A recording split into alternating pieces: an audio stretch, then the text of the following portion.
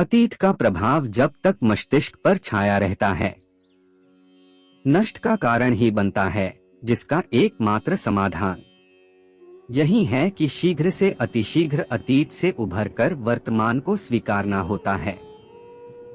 अशांत मन चिंता को जन्म देता है और चिंता मन को और अशांत करती है, जिससे निराशा ही उत्पन्न होती है और निराश मन असफलता का कारण बनता है। आत्मविश्वास अच्छा होता है, लेकिन जब वही आत्मविश्वास व्यक्ति के अहंकार में परिवर्तित हो जाता है, तो वही आत्मविश्वास व्यक्ति को निर्बल बना देता है। प्रत्येक यात्रा, वह बड़ी हो या छोटी, अवश्य ही कोई न कोई फल देती ही है। असत्य बोलने का तात्पर्य है असत्य को जानते हुए भी सत्य को बदल देना, और गोपनीय होने का तात्पर्य है सत्य का ज्ञात होते हुए भी सत्य को न कहना। ज्ञान को अपने तक सीमित रखना ज्ञान का अपमान है, और ज्ञान का अपमान केवल अहंकारी ही कर सकता है।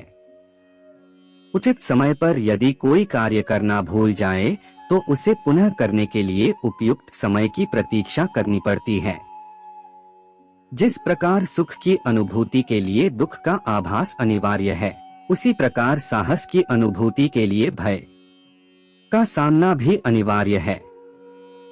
इस संसार में दायित्व के पूर्ति के मार्ग पर ऐसी कई परिस्थितियां उत्पन्न हो जाती है, जहां व्यक्ति के मन में पाने की प्रसन्नता से अधिक कुछ खोने का दुख, उसकी ग्लानि उत्पन्न हो जाती है।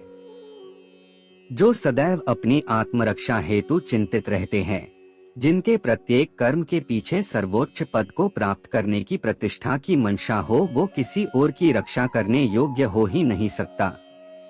एक महासागर में एक छोटी सी नौका तब तक नहीं डूब सकती जब तक महासागर का जल उसमें भर नहीं जाता।